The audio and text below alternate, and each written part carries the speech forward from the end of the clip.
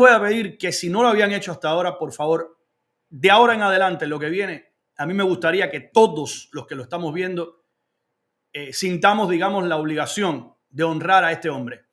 A este hombre con el cual comencé el programa y con cuya historia voy a terminar el programa en el día de hoy, porque este hombre ha muerto este domingo en Miami con unas cicatrices que yo creo que están muy bien simbolizadas con esas marcas en su rostro. Esas bolsas bajo los ojos, esas marcas en la frente, y en la nariz, simbolizan precisamente las heridas incurables que tenía Jorge García. El hombre, para los que no vieron el comienzo, que perdió 14 familiares en ese crimen atroz por el cual no han pagado un solo día de sus vidas.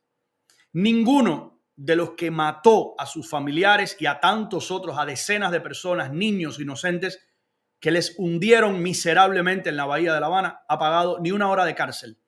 Eso es algo que tenemos que guardar para el día de mañana. Este es el tipo de cosas que no pueden olvidarse. Y como él me promete en esta entrevista, al final, los dos con un nudo en la garganta, yo por lo menos estaba que apenas podía hablar, usted se va a dar cuenta. Y él diciéndome que mientras viviera, él iba a denunciar esto y nos corresponde a nosotros hacerlo también. Sin embargo, antes de poner la entrevista, yo quiero poner un par de cosas para matizar, ¿verdad? ¿Qué saben los cubanos sobre el hundimiento del remolcador 13 de marzo? Algunos se han encargado de saberlo, algunos se han encargado de buscar información, algunos están claros y muchos otros te dicen, no tengo idea de qué me estás hablando. Miren este material que tiene algunos años y lo publicaron nuestros colegas de Diario de Cuba. Miren qué revelador esto. ¿Qué ocurrió el 13 de julio del 94? El 13 de julio del 94. De 1994. ¿No te acuerdas? El 13 de julio. Cuando dije al principio de agosto es porque obviamente me traicionó el subconsciente con el 5 de agosto, ¿no? Por eso dije aquel día de agosto y después dije, no, de julio. Fue el mes anterior. El 13 de julio del 94. De 1994. ¿No te acuerdas? El 13 de julio. Del 94. No. El 13 de julio de 1994 es que ocurre el hundimiento del remolcador 13 de marzo. Fue el día que hundieron el transbordador 13 de marzo. ¿Y qué recuerdas de eso?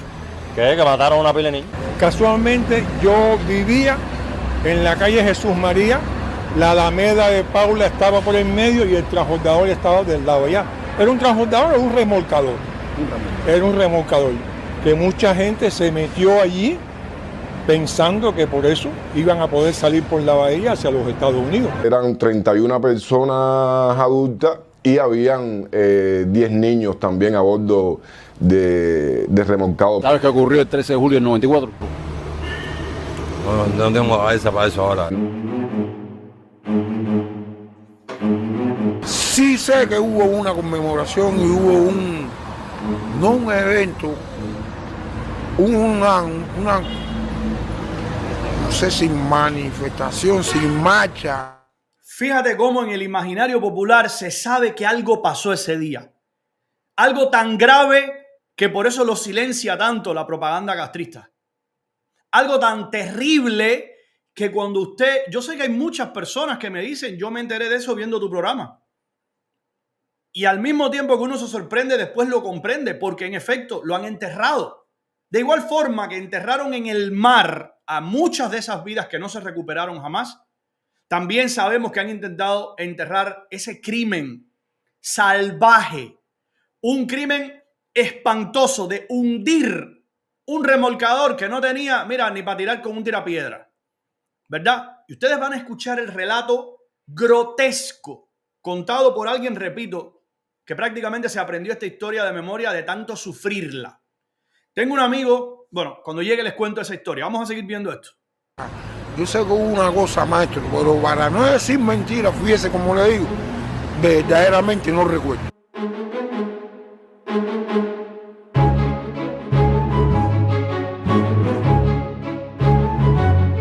No sé los sucesos de remolcador 13 de marzo de 1994. ¿Recuerdas eso? Sí. ¿Qué recuerdas de aquello? No, sé que se sucedió, pero no me recuerdo así específicamente de nada. ¿No recuerdas nada de eso? Fue que se hundió, que... Ese sí recuerda. Lo más terrible, ¿verdad? Que ese sí recuerda.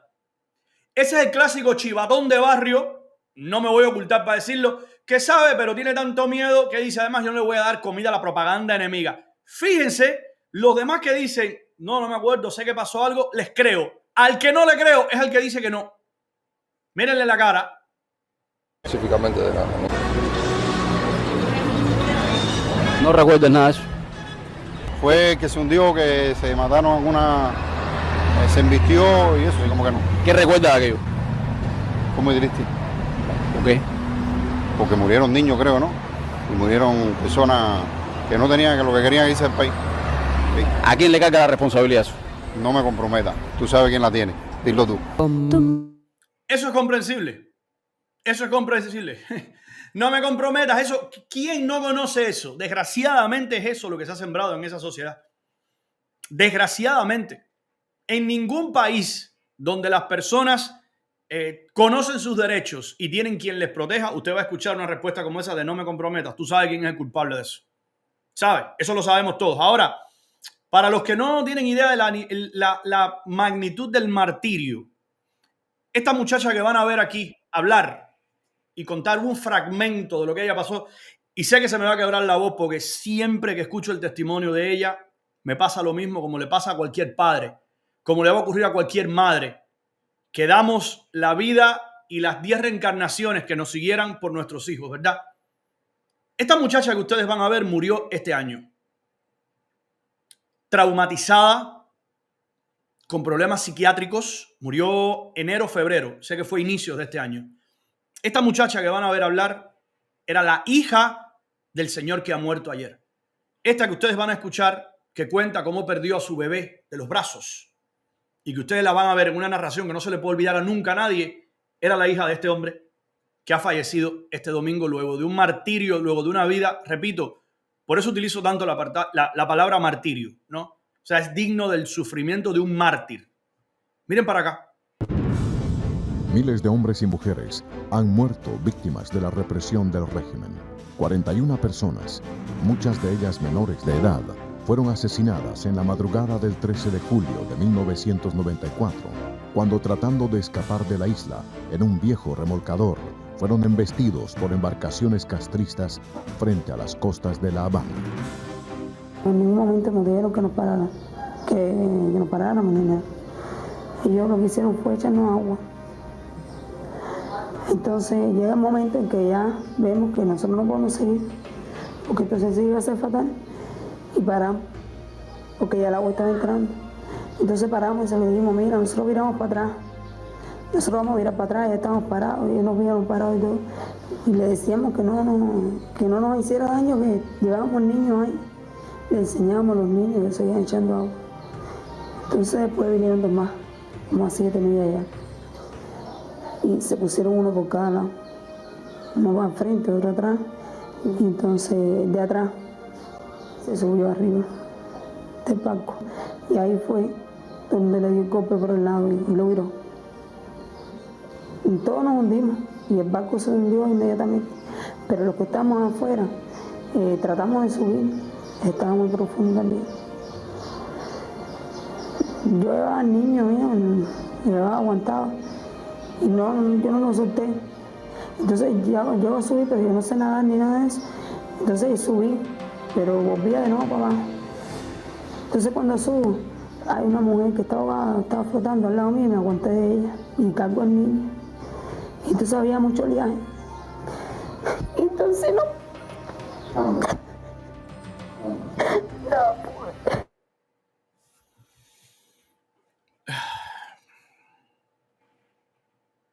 Con nada pagan. Con nada. No hay forma de que puedan pagar lo que han hecho. No hay forma de que puedan resarcir tanto dolor. Muchas de esas mujeres, me contaba Jorge, a ella la traumatizaron. Para colmo a ella, como se salvó, la intentaron matar después. Ustedes van a escuchar todo eso ahora. Ustedes van a escuchar un testimonio, repito, inolvidable.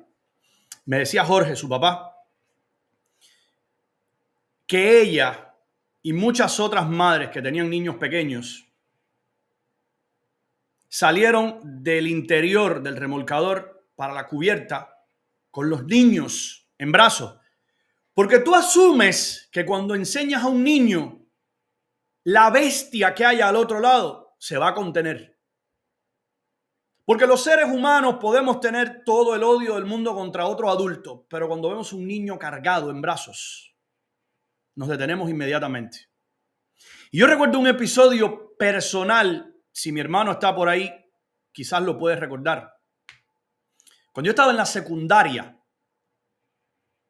8º, 9º grado, un par de abusadores, yo andaba con la que era mi noviecita, en ese entonces estábamos en un parque, y un borracho se acercó, nos intentó arrebatar algo, tuve una discusión, yo lo empujé y el hijo, que ya era un hombre hecho y derecho, vino y me golpeó por detrás en la cabeza, caí al piso. Afortunadamente, personas que estaban cerca de allí, que después se convirtieron en mis amigos, pero en ese entonces yo era un niño. Yo era un niño repito, 8º, 9º grado, más nada. Salieron en mi defensa y entonces terminaron encendiendo a ese sujeto, ¿no? Muchos años después, y no frente al pelotón de fusilamiento como 100 años de soledad, muchos años después, esas personas se desaparecieron de Bayamo porque tanto familiares míos como amigos los estaban buscando y no con buenas intenciones. Habían golpeado a un niño, ¿no? Que era yo.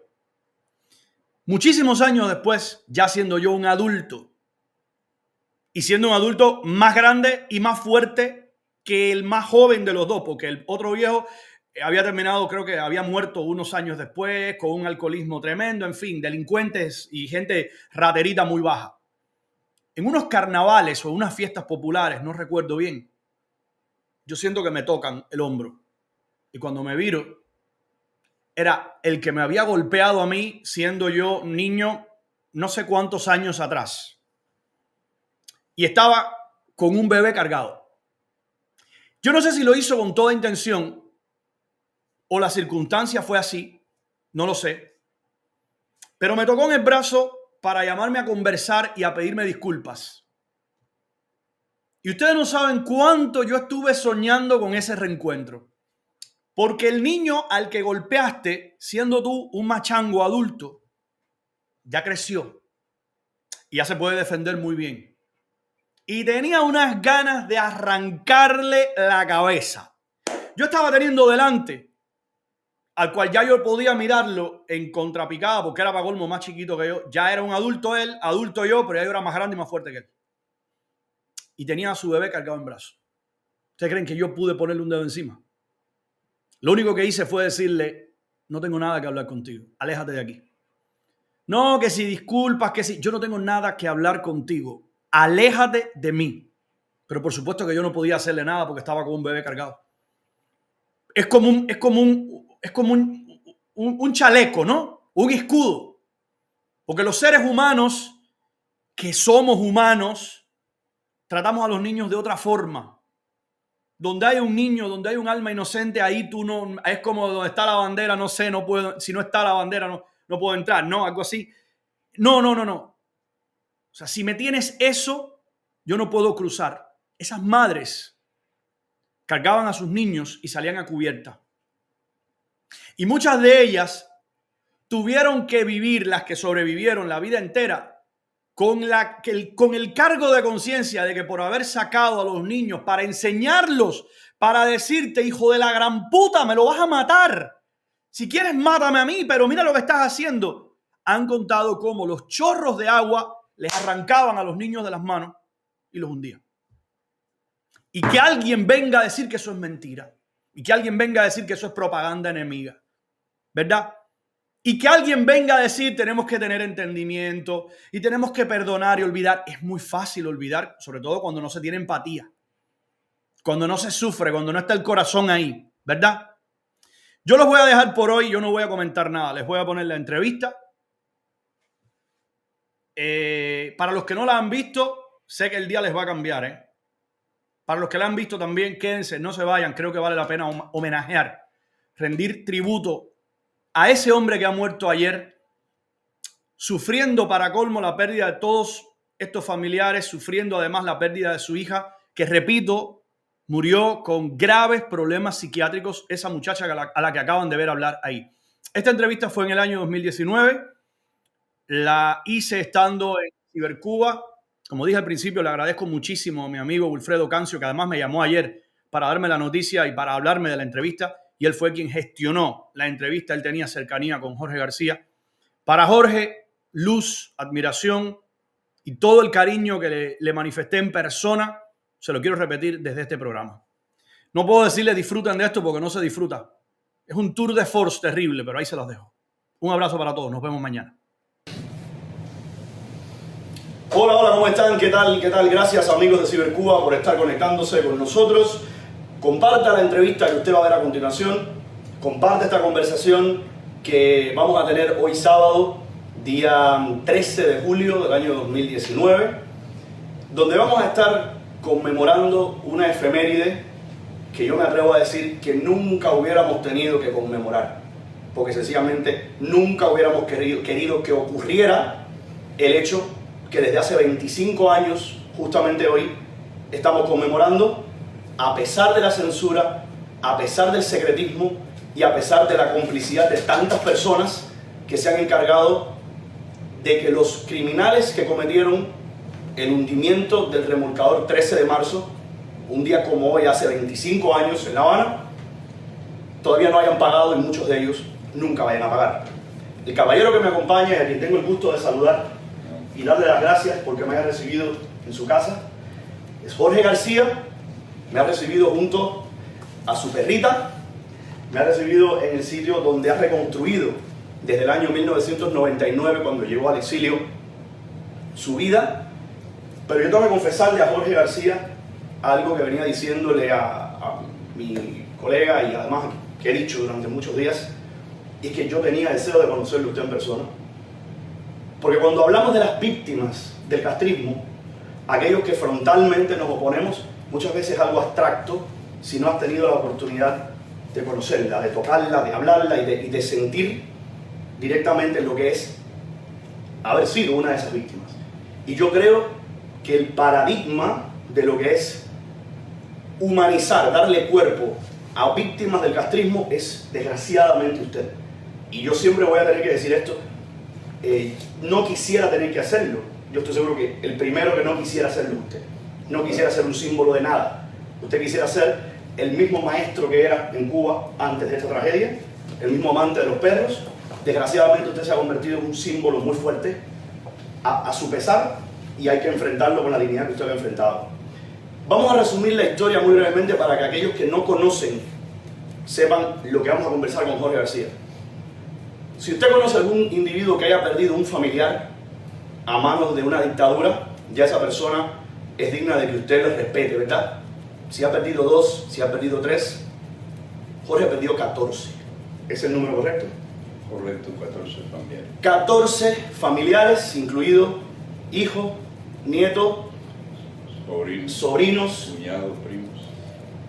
A mí me impacta realmente hacer ese recuento, y el día que lo vi por primera vez me sobrecogió de una manera inolvidable. 14 de sus familiares iban a bordo del remolcador 13 de marzo, que fue masacrado, que fue hundido en Cuba. Yo quiero empezar... En realidad quería decirte, ¿no? Contar, de mi familia viajaban 17 miembros. 17. Más el resto, que son otras familias, porque increíblemente, Ernesto, esta expedición, como yo le llamo, la expedición 13 de marzo, convocó a familias cubanas. Eran grupos de familias que a su vez eran familiares de los tripulantes del 13 de marzo. La familia mía es la más numerosa, dada la proximidad que tengo con el líder de la expedición. Y estamos hablando de Fidencio Ramel Prieto Hernández, lo que a su memoria yo dedico el 25 aniversario del hundimiento del remolcador 13 de marzo. Fidencio Ramel Prieto Hernández, como nosotros conocíamos como Melo, Ramel, era el jefe de operaciones del puerto de La Habana.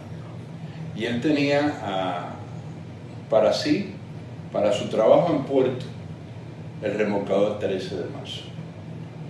En los puertos generalmente los horarios de trabajo son a diferencia de los horarios laborales en la fábrica, que es 8 horas, claro. Por lo general en los puertos trabajan 12 horas, son turnos.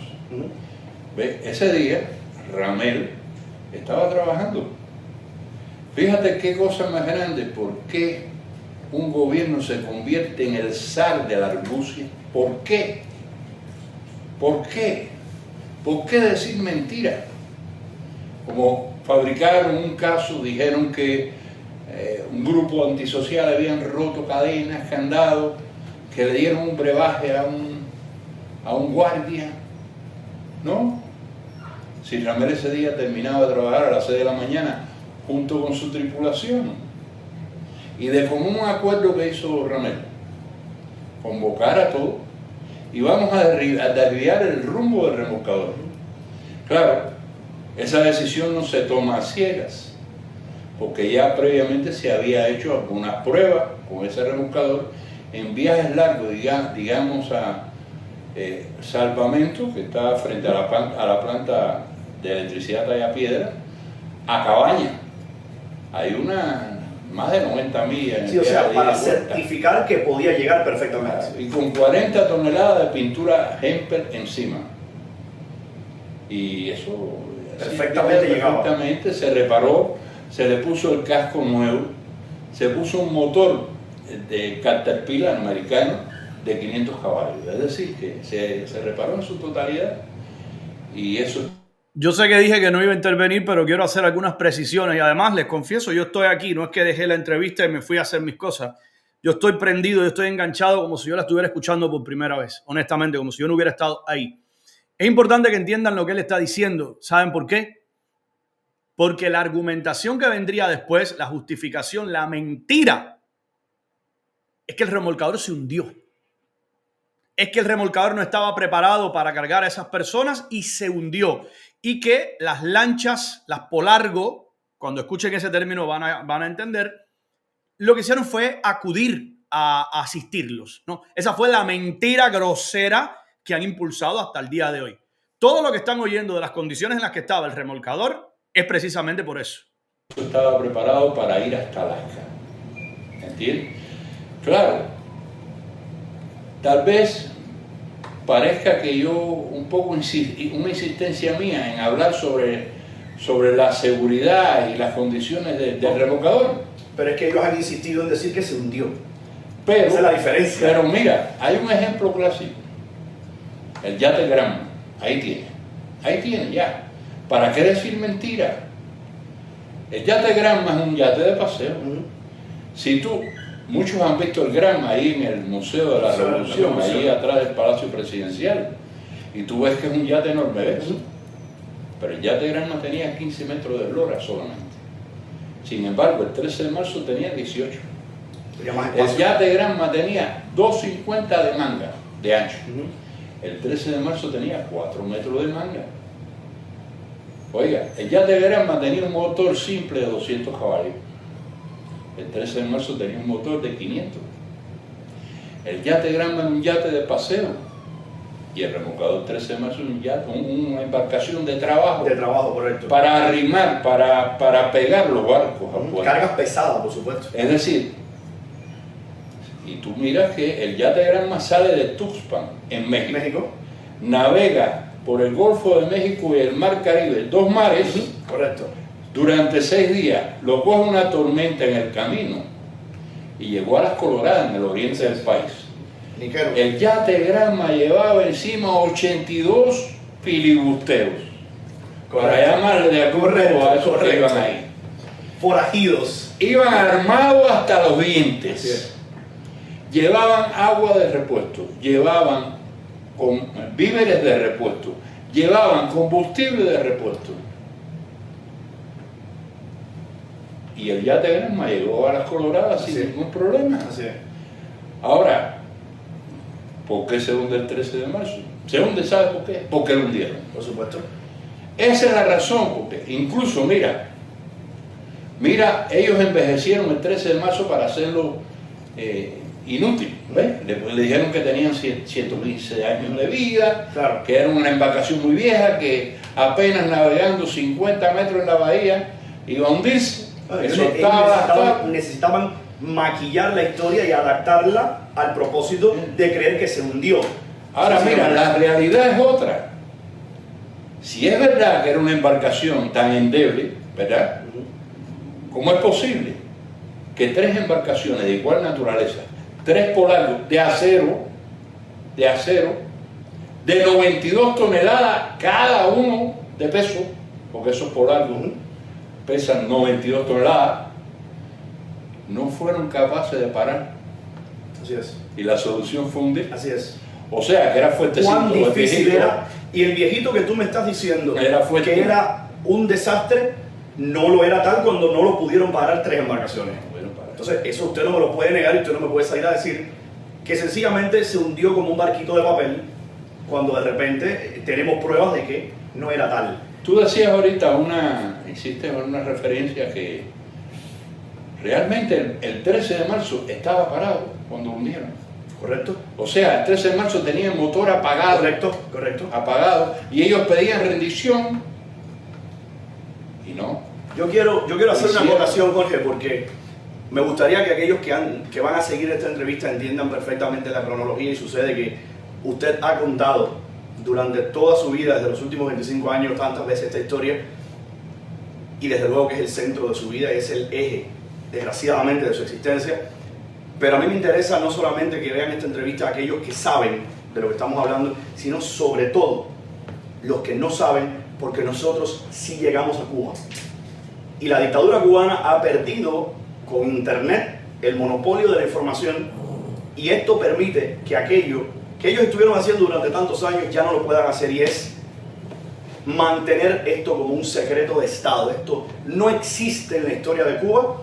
No existen los libros, no existe la conversación abierta, no existe. Esto es algo espantosamente silenciado, y a mí me interesa verdaderamente que la gente buena, que la gente noble, que la gente de corazón que queda ahí, que están ahí todos los días, sepan que hay un remolcador 13 de marzo cuyas vidas, 41 creo que fue la cifra final, no, 37. Yo he visto en algunos sitios, por eso he visto entre 41 y 37, usted seguía por 37. Y una veintena de niños y esas cosas. Pero bueno, eso es fruto de la imprecisión del momento, No, y fruto de que no se permite. Para mí como periodista, yo le puedo asegurar algo. Pocas cosas en toda mi carrera, pasada, presente y futura, van a tener el peso de esa entrevista. Yo la estoy viendo ahora como un espectador junto con ustedes y estoy diciendo cuánto agradezco haber tenido la oportunidad de hacer esa entrevista. Se los digo de corazón. Hacer una investigación paralela y hay que confiar sencillamente en lo que los rufianes... Yo personalmente la hice. O sea que ellos, sin permitírmelo, porque no me lo iban a permitir nunca, yo hice la investigación. Todas las fotos que tú puedes ver ahí, todas las fotos esas las tiré yo con la cámara. Yo visité a todos los hogares de las víctimas, todo, uno por uno. Obtuve las fotos, tengo las grabaciones ahí guardadas de los testimonios. Porque yo no sé, parece que Dios me escogió a mí para hacer... Yo no iba en el barco, fíjate, para yo hacer esto después. Y eso lo hice con un riesgo espantoso, pero yo no sé de qué manera yo me hacía invisible. Porque todas las casas nuestras estaban vigiladas. Y yo andaba en la bicicleta de mi hijo Joel, el que perdí ahí, por toda La Habana. ¿Qué edad tenía? Una cámara al hombro, 20 años. 20 años tenía Joel. 20 años tenía Joel. ¿Su nietecito qué edad tenía? 9. ¿Cómo se llamaba? Juan Mario Gutiérrez García. Juan Mario Gutiérrez, su hijo Joel. ¿Qué otras personas? Menciónenme los que perdió. No, te voy a decir, de los que vivían en mi casa, de los 14 vivían 3 en mi casa. Ernesto, mira, me honra, el tocayo suyo. Me honra llevar el mismo nombre. Ernesto Alfonso Loureiro, el esposo de mi hija. Ese lo perdimos también. Y bueno, perdimos te voy a mencionar los niños, Citita, 2 años. Perdimos a Giselle, 4 años. Perdimos a Juan Mario, bueno, ya te lo mencioné, mi nieto. Perdimos a mi sobrino, que eso fue un caso. Eso fue un caso, Eliezer Suárez Palacios. Eso fue un caso triste porque Eliezer, la tía, o sea, Estrella y Eddie, Eduardo, y hablando hace un rato de la categoría que le da el régimen de antisociales, puedo decirte que Estrella era doctora del Instituto de Medicina Tropical, y puedo decirte que Eddie Eduardo Suárez Esquivel era el ingeniero jefe del Centro de Cálculo del Ministerio de la Agricultura. Sí, individuos profundamente antisociales, delincuentes, criminales, gente todos. preparada, Alucinante. Preparada. No, y los niños antisociales, ¿no? Entonces, Eliezer estaba en casa. Eso es una anécdota que es buena, porque muchas veces no me dan pie a yo decir estas cosas. Eliezer estaba en casa de sus tíos, porque Ustedes ven por qué me siento, aún con la angustia que me genera escucharlo, por qué me siento feliz con haberlo hecho. Porque casi siempre las entrevistas en televisión tradicionalmente tienes un tiempo concreto, ¿no? Y cuando él me dice ahí, casi nunca me dan tiempo de decir esto. O sea, yo le dije a él de inicio, usted va a decir todo lo que usted quiera. Usted va a sacar todo lo que usted quiera. Me siento, ustedes no se imaginan cuán feliz por haber hecho esta entrevista, por haberla publicado en el momento que tuvo además un impacto brutal y por estarla reviviendo ahora. En homenaje a él, en homenaje a las víctimas del remolcador 13 de marzo. Su mamá, Beatriz Plasencia, Betty, estaba padeciendo de lupus en fase terminal y estaba ingresada en el Calixto García. Y entonces, ¿qué hace Estrella y Eduardo? Bueno, todo el mundo, Eddie. ¿Van a dejar al niño solo ahí? No. Vamos a llevarnos a Eliezer para que tenga un futuro mejor. Gran problema, porque Beatriz era asidua oyente de Radio Martí. Y cuando sucede lo que sucedió, ella no se le dijo nunca que el niño iba en viaje. Ella se iba a enterar a través, porque estaban dando los nombres, ¿entiendes? ¿Tú sabes lo que pasó? Se viró la cosa al revés. En vez de morir Betty, lo que hizo fue ganar vida. Por eso yo digo que Eliezer le insufló vida a su mamá. Porque milagrosamente Betty se salva. Gran problema para que ella decirle lo que había pasado. Vaya a hablar con los médicos, con un psiquiatra. Aún así fue muy trágico. Yo la vi cuando yo estuve en su casa, ahí en La Habana, en el centro de Habana, y ella estaba muy malita. Ya ella sabía la noticia, ¿no? Y yo creo, ¿no?, que ya debe haber muerto Beatriz. Una mujer lindísima. En el libro está la imagen de Betty, lo que se convirtió en una mujer en ruina. Y es que el dolor te mata. Increíblemente que te mata. Y a veces uno dice, bueno, los que murieron en el remolcador, 37 personas, te lo digo bien documentada, contra foto y nombre, nombre del carnet de la tarjeta del menor y carnet de identidad.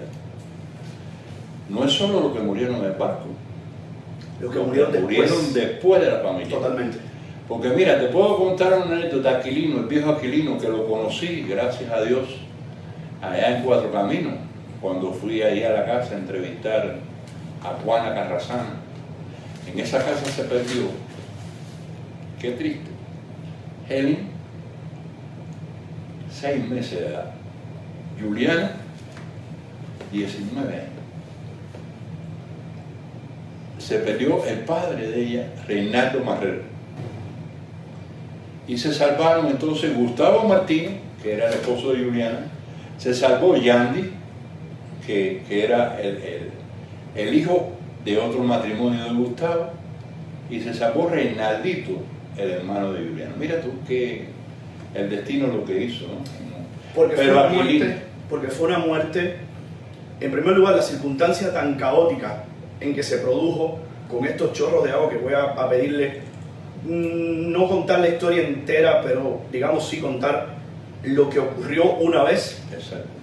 Lo que provocó finalmente el final de la historia. El momento en el que déjame contarte es tan caótico que este pedacito para hacer un cierre con la familia de Cuatro Caminos. Cuatro Caminos es un pueblito que está a la salida del Cotorro. Sí. Y Aquilino no pudo resistir a aquello. ¿Tú sabes lo que hizo Aquilino? Puso una soga en la sala y amaneció colgado. Se suicidó. Una mañana, el viejo Aquilino no pudo. Déjame decirte que yo me identifico con Aquilino, porque muchas veces uno ha pensado cosas que no debe. Esa parte a mí no se me olvida jamás. Mire cómo me afecta. Porque es ver un hombre que te está diciendo cuántas veces habré pensado en quitarme la vida. ¿Verdad? Fíjate que le está diciendo, déjame decirte que yo me identifico mucho con Aquilino porque cuántas veces debo haber pensado cosas que no debía. O sea, para mí estar escuchando eso ahí delante era para mí, era un horror, era un infierno. Era una labor periodística y al mismo tiempo era una labor espiritual que yo tenía que, porque me era extremadamente duro, porque hubo momentos que lo único que yo hubiera querido era abrazar a ese hombre y echarme a llorar junto con él. Muy, muy, muy, muy duro. Porque no es fácil resistir este problema. Porque yo soy un hombre que no tengo ni pasado ni tengo, o sea, que no tengo ni futuro ni presente. Yo soy hombre que estoy viviendo un pasado presente, así todo lo mío es recordar eso. Y entonces, bueno, te decía, mire el caso de mi mujer, la madre de mis hijos. Ella me decía que ella no podía aguantar la falta de Joel. Y quieres que te diga, en el 2007 a mi mujer le da un paro. ¿Tú sabes qué día? 13 de julio de 2007, cuando se cumplían 13 años del hundimiento de Remolcador 13 de marzo. La llevamos a la carrera para el hospital Westchester de aquí de Miami. La dejé ahí en terapia intensiva. De ahí fui a un acto que había convocado a Ramoncito Saúl Sánchez en la ermita. Y ahí me dio la palabra y tuve que decirle a las personas, mire, no es solo los que murieron ahí, sino los que han muerto después. Acabo de ingresar a mi mujer aquí con un paro y no sé qué puedo hacer de ella después. El 16, 3 días después, ella no salió de terapia intensiva. Murió ella. Entonces, quiere decir que esto si no fueron 37 víctimas, es decir, el número es mucho más grande. Exacto. Desde luego. Han ido cayendo y eso es lo más trágico, porque hay unos que son más fuertes, otros menos, y bueno, te derriba. Yo digo que es una cruz que uno lleva en los hombros. Esa cruz me ha perseguido 25 años y a veces las piernas se me doblan porque no puedo resistir este nuevo culto con la muerte, un cuarto de siglo repetido. Usted dice que a veces no tiene fuerzas y yo tengo que decirle que si yo conociera algún día a alguna persona que necesitara superar un dolor emocional, y ojalá que esa persona nunca tenga que ser yo mismo, yo me atrevería a pedirle permiso a usted y mandarlo algún día para que se tomara un café con un ser humano como usted, que ha encontrado en la investigación, en la denuncia, en el no permitir que esto se olvide, de cierta forma la razón de su vida. Y a pesar de que usted crea días como estos, que es algo insoportable y es algo que le ha consumido su vida, los que no vivimos, los que tuvimos el privilegio de no haber vivido algo así, le agradecemos la existencia a personas como usted, que han encontrado fuerza. Rezamos y pedimos para el alma de personas como Aquilino, que no lograron encontrar consuelo, pero agradecemos la existencia de personas como usted, que 25 años después tienen todavía interés para poder hablar de esto y para poder contar y para poder traducirnos en el dolor verdadero lo que significa haber sido víctima del castrismo. Confieso que a mí me cuesta hacer esta entrevista, y verlo a usted de esa manera me conmueve profundamente. Me gustaría que les contara a los que no lo saben, una vez que ya ese remolcador sale con esa carga humana, que no mataron a nadie, que no hirieron a nadie, que no fueron culpables de causarle la pérdida a ninguna vida, el momento en el que ya los comienzan a perseguir y el desenlace trágico que tuvo todo, ese momento cuénteselo a aquellos que nunca han escuchado esta historia. Esa es la razón por la que muchas veces yo digo de que el hundimiento del remolcador 13 de marzo fue un doble crimen, porque ellos pudieron haber abortado la salida pudieron haber apresado a todos ellos ahí en el muelle de Salvamento. Yo se lo escuché a ustedes decir también. No lo hicieron. Ellos lo sabían. Ellos dejaron, ellos estaban ahí desde las 6 de la tarde. Ellos tenían ahí un operativo preparado con los 3 remolcadores por largo, el 2, el 3 y el 5, reforzados con personal militar arriba. Estaban listos. Vestidos de civil, pero personal militar arriba, para darle cumplimiento a una orden de quién, del general. ¿Cuál era el general? El general de división Zenén Casarregui, que era en ese entonces era ministro de Transporte en Cuba. Entonces, claro, no podía hacer esto sin consultar con Raúl y con Fidel, por supuesto. Eso era así. Pero bueno, ya sale el barco. Ellos entraron al barco, le aseguro, sin ningún tipo de violencia, sin ningún tipo de miedo, de precaución. La guagua entró por el portón de salvamento para adentro del muelle. Y no fue un operativo que hubo que salvar, no, fue un operativo, fueron tranquilos hasta el remolcador. Mi primo fue lo que era el chofer de la guagua. Dejó puesta la llave de la guagua para que el día siguiente viniera la gente de turismo y se llevara la guagua para el trabajo. No había voluntad de hacer daño de ningún tipo, porque Fero pudo haber hecho así, arrancado la guagua, ponerle un ladrillo al acelerador y para el agua. Correcto. Porque la guagua estaba ahí pegada al borde del muelle. Y no había deseo de acelerar. No lo hizo, no había. Queremos huir nosotros. Exacto. Pero no queremos dañar a nadie más. Ellos se bajaron del ómnibus y entraron al remolcador. Sí había una seña previa entre Ramel y los viajeros. No todos vinieron en la guagua, un grupo vino de Centro Habana a pie, otro grupo vino de La Garita, de allá de Cojima Avenida, se bajaron ahí en la 58 en La Garita del Malecón y venían a pie. Y otro grupo que venía del Cotorra en un auto. Ahora, todos se montaron. Normalmente, los niños llevaban su mochilita y todos se montaron en el barco. Y el barco ya estaba arrancado. Ya Raúl Muñoz, que era el patrón ¿Lo había dejado arrancado? Ya lo tenía arrancado, listo para salir. Y salieron. Pero ya a la altura de, digamos, el muelle donde está lo que le llaman en La Habana la lanchita de regla, ese muelle que están los bomberos al lado, ahí a esa altura ya empieza la cosa. Estamos hablando de qué hora era eso exactamente. El barco sale de salvamento a las 3 y piquito, más o menos, entre 2 y 50 y 3 y 10, en ese horario sale el barco. Inmediatamente no bueno, de salvamento hay, digamos, 2 millas, si acaso, donde está Margarito Iglesias, que es donde estaban los polargos. De ahí salen apostados y empiezan ahí el ataque con chorros de agua. Ahí empiezan. Estamos hablando, a diferencia de lo que dicen algunos, las mangueras, no, cañones. Cañones, es diferente. Cañones de agua. Si no, aquí lo vemos. Cuando hay un incendio, el cañón de agua, te lo suben ahí arriba para combatir el incendio más fuerte, la parte donde está. Eso atraviesa concreto. Exacto. Yo me enteré de cómo había sido esto y de la diferencia entre el chorro desde las mangueras y los cañones de agua precisamente en esa entrevista, conversando con él.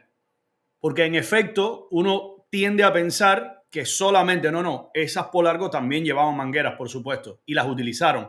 Pero los chorros de agua que hundieron, ¿verdad? Es que póngase usted a pensar, ¿qué potencia tiene que tener un chorro de agua para hundir una embarcación? Una embarcación, además, en las condiciones en las que se contó al principio.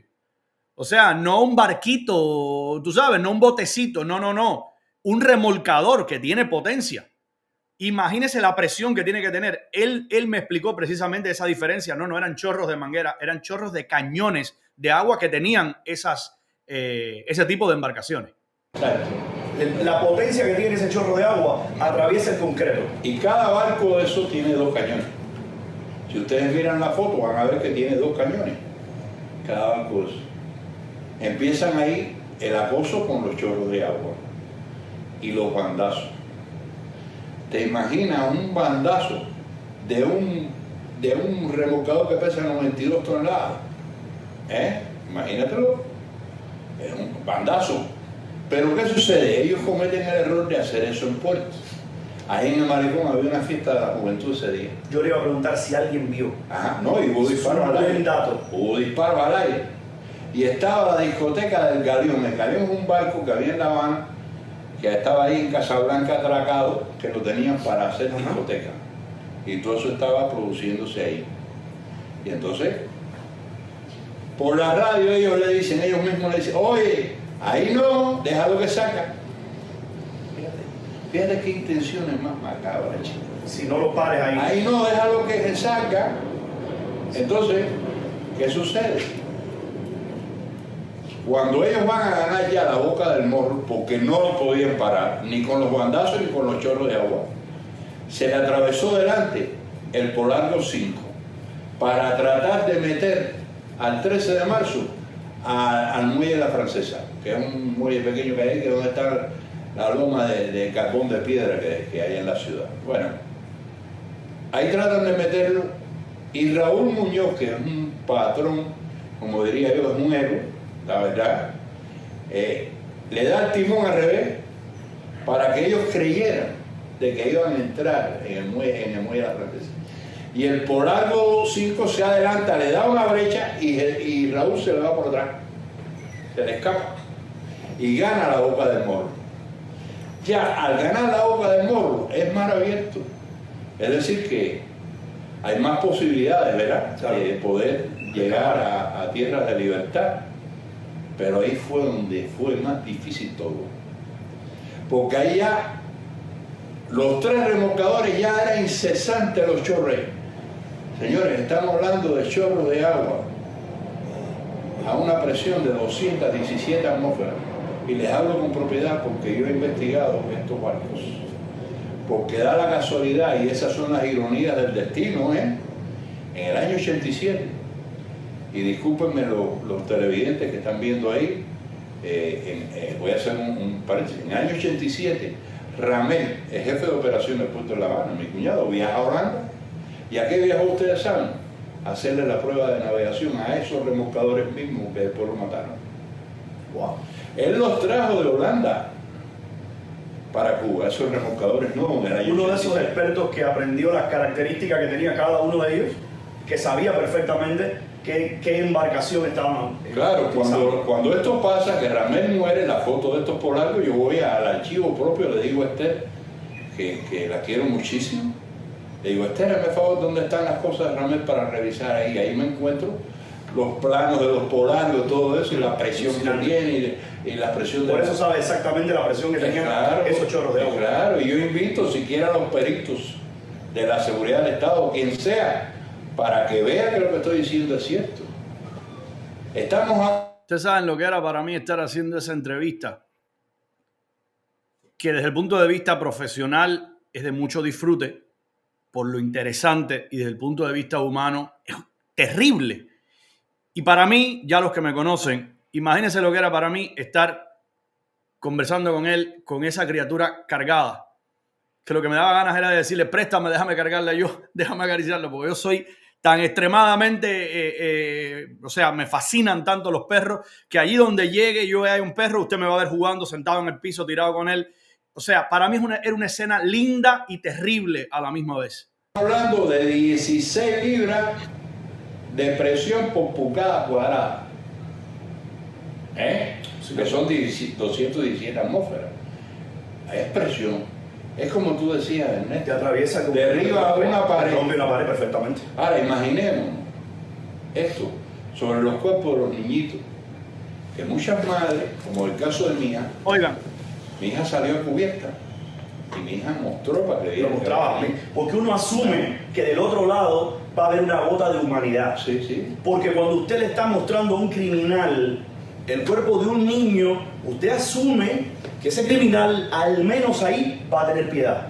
Usted asume que la persona no sabe que ahí va un niño. Para eso usted lo exhibe. Y puedo añadir que los barcos no estaban despegados, estaban pegados, era así, mira, cubierta con cubierta, era así, van, golpe, era cubierta con cubierta, o sea, decían malas palabras a la gente. Ahí decían, Jesucito, que es el patrón del Polargo 5, que es el que más se destacó por malo, y te voy a decir por qué se destacó por malo. Oye, cogió una bengala, compadre, la tiró horizontal contra el 13 de marzo para pararlo. Luego no le bastó eso, cogió entonces los extinguidores inmensos esos, para meterle a la gente gas del extinguidor por los cuerpos. Era una orgía. Era ese momento en el que el ser humano está poseído y que dice, o sea, yo voy a hacer todo lo que pueda por destruirte. ¿Y cómo es posible?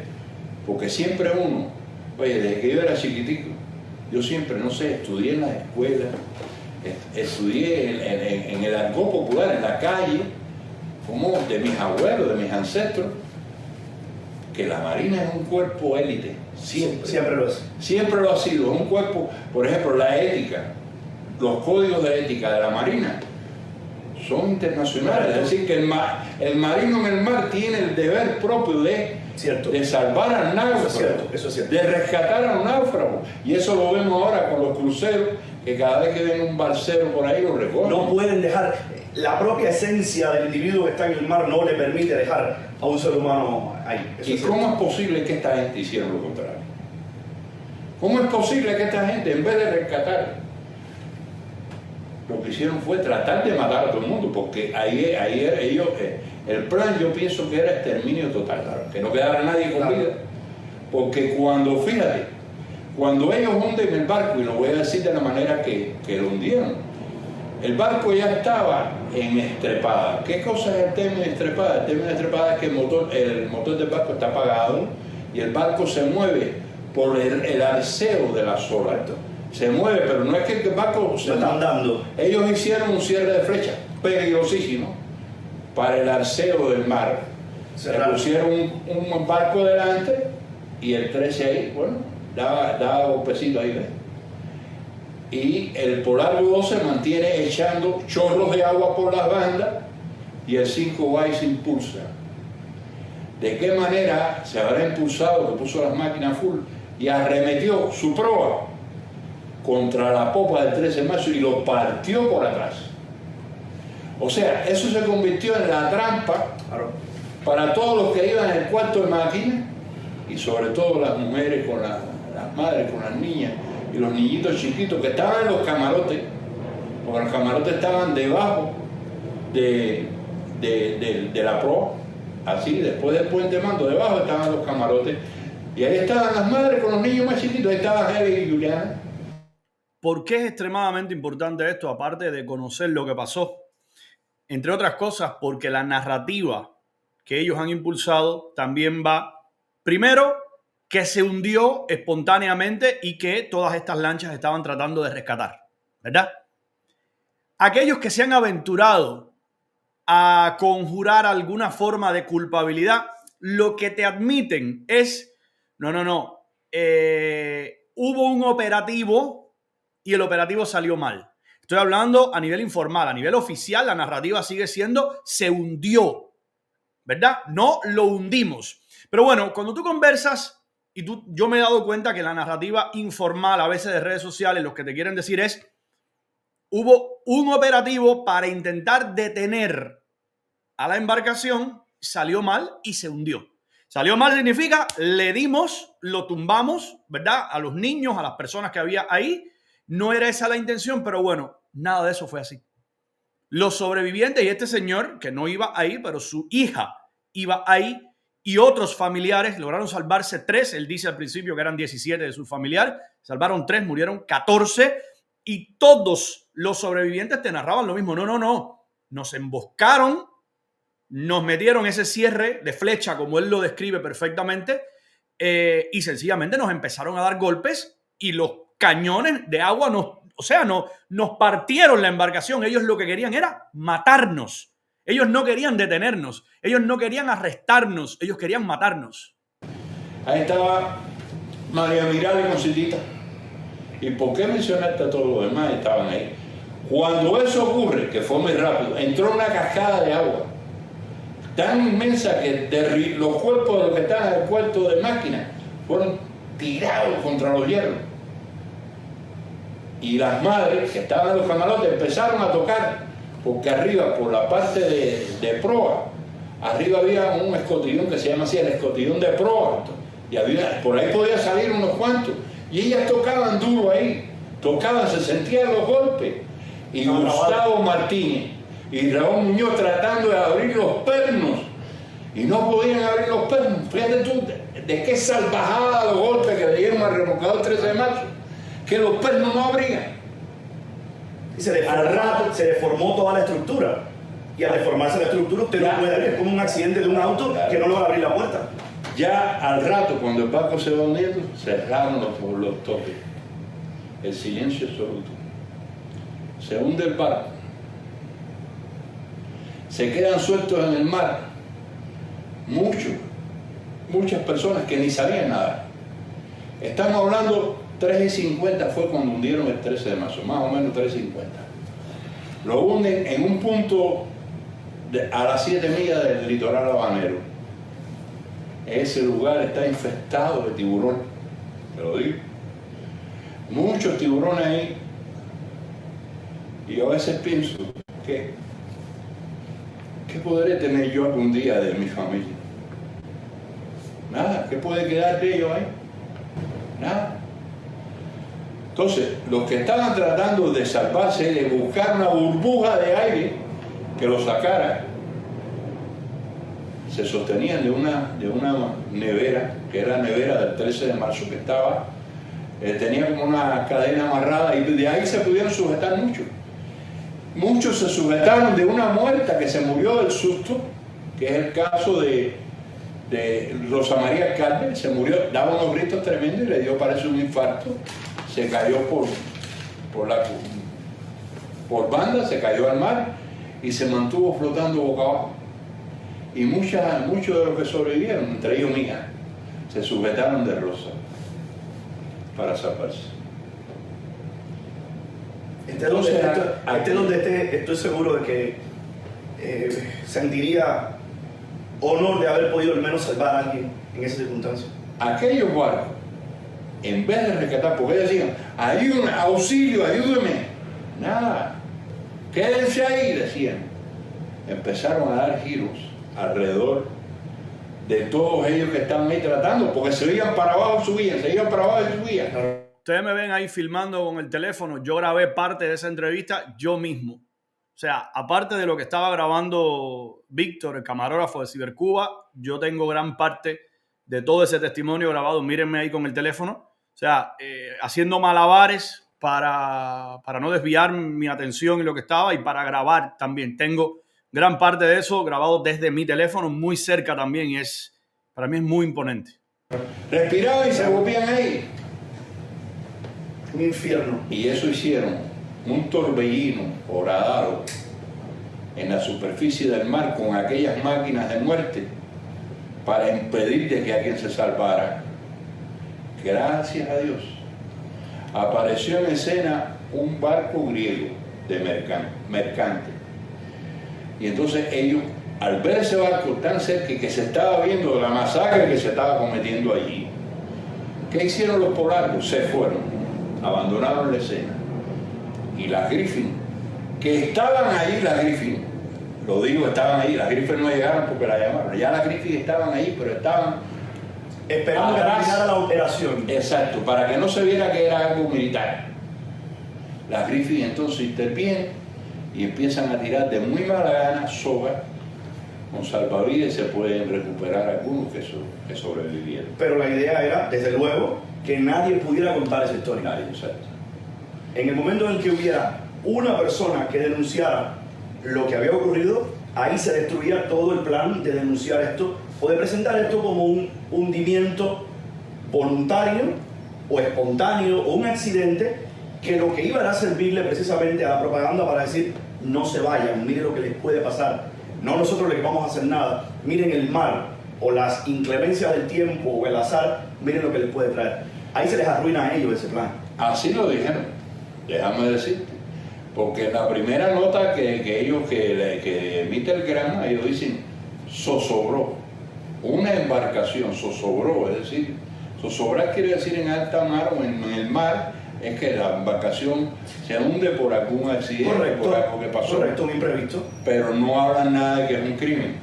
Sobró una embarcación y hay un número. Ellos no sabían la cifra de los muertos. Sí sabían la cifra de los que sobrevivieron, porque yo pienso, mira chicos, esto es otra forma de impiedad, no sé, de violación de los derechos humanos. Si tú has vivido una noche de horror en ese mar oscuro, infestado de tiburones, tratando de salvar tu vida, que eso es un instinto de conservación del ser humano, y ves tanta gente que han fallecido, que han muerto ahí ahogados, lo primero que tú necesitas es un tratamiento psicológico, psiquiátrico. Compasión ante todo. Pero bueno, ¿sabes? De ahí para las Griffin. Las Griffin son embarcaciones militares que todavía existen en Cuba. Y ya la vez que tú caes ahí encima de una embarcación militar, caes en calidad de detenido. Correcto. Ahí están los grilletes ya preparados para que tú vayas en calidad de preso. Si tú no eres una persona a la que se está asistiendo ahí, tú eres una persona a la que se le va a sacar información. Claro, entonces necesitas una manta para el frío, ¿verdad? Quizás un sorbo de café para aliviar la tensión, ¿no? Ahí, tirado ahí. En Cuba estoy pasando frío todo mojado. ¿Ves? Caminar unas 40 millas náuticas hasta Jaimanita, o quizás menos. Jaimanita, que es donde está la base de las tropas de frontera. Y ahí bajan inmediatamente para un calabozo. El primer calabozo ahí. Y empiezan ahí los interrogatorios. Y ahí empiezan a darse cuenta, porque tú cuando estás en un evento tan horrorífico como ese, tú no te das cuenta, por supuesto, si el hermano está vivo o está muerto. Claro. No sabes si el hijo está vivo o está muerto. No lo sabes. Pero ahí empieza la lista de los que trajeron y de los que faltaban. De ahí para Villa Marista. A las mujeres las pusieron en libertad bajo un engendro jurídico, creo que es, no hables. Si hablas, te traemos. Y a los hombres los dejaron encarcelados. Y ahí es cuando yo, que estoy desesperado porque teníamos allá en mi casa en Guanabacoa, estábamos esperando una llamada de acá, que la llamada que nunca llega. Estábamos escuchando algunos ruidos por la radio, que no tanto lo asociábamos, porque fíjate lo que es la calma que Dios te da en un momento, una conformidad de cierto modo, ¿no? Porque nosotros, está dando Radio Reloj que sobró una embarcación, fíjate. Mi tío Carlos, que vivía en la calle Santa María, 2 cuadras más arriba, llega a mi casa y me dice, ¿tú oíste lo que está diciendo el radio? Yo no, pero eso debe ser otra embarcación, porque claro, ¿quién se va a creer que el 13 de marzo le iba a pasar nada? Pero entonces ya, cuando al filo de las 11 de la mañana me traen a mi hija a la casa, me la trae un oficial de la seguridad del Estado, de grados de mayor, me acuerdo perfectamente, viene con el médico y me traen a mi hija, y cuando yo veo a mi hija es una muchacha coqueta, chico.